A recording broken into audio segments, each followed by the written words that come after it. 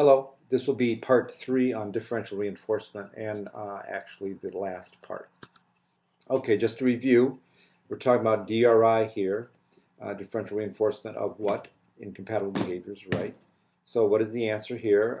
With DRI and DR alt R, we're reinforcing replacement behavior.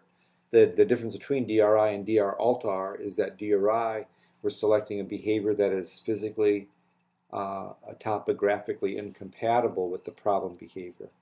So we're reinforcing a replacement behavior, and we're also, hopefully, if clinically we can, we're going to extinguish the unwanted behavior, and so the answer is E, using both A and B.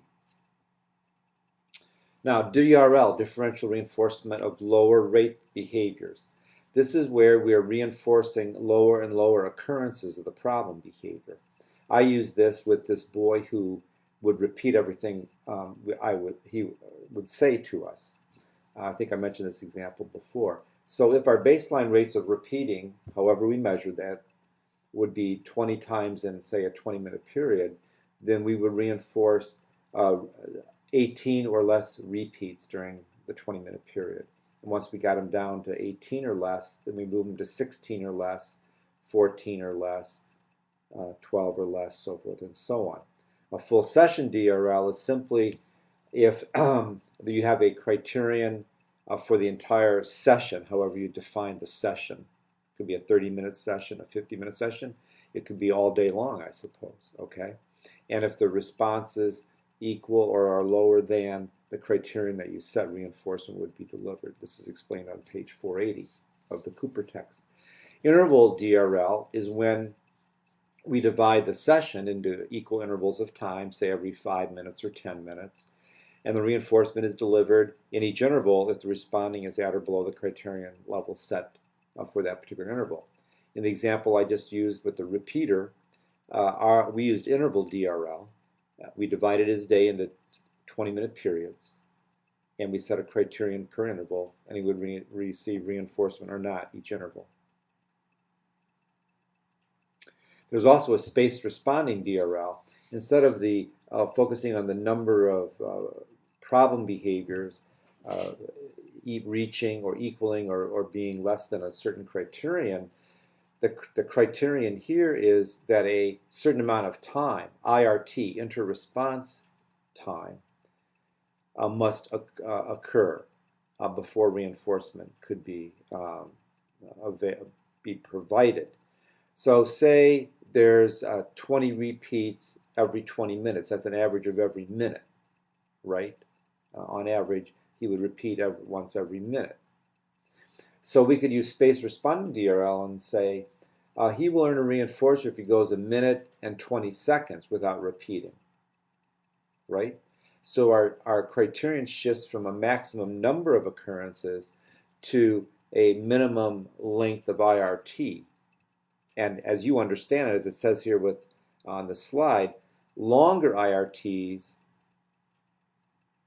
generate lower rates of responding, and that makes sense, right? So if we think about the repeater, on average once every minute. If we get his repeating on average once every 2 minutes, then we just cut the rate in half. He's down to 10 on average per 20-minute period, and so forth and so on.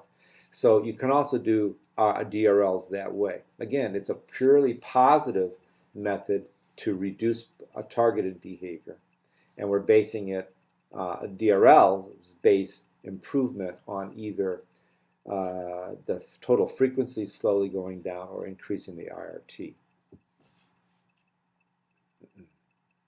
So just a quick question to you. DRL reinforces what?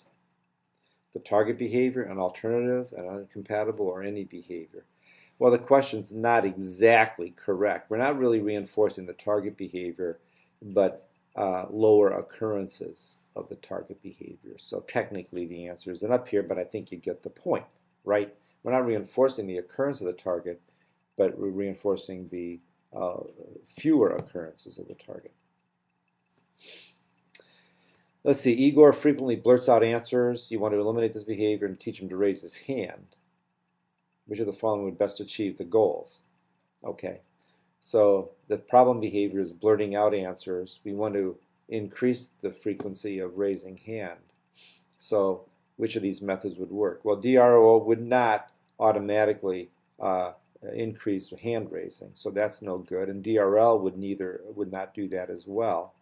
So it'd be a DRI or DRA, and DRA is probably a bit more correct here because hand raising is not physically incompatible with blurting out answers. He can blurt out his answers and raise his hand at the same time.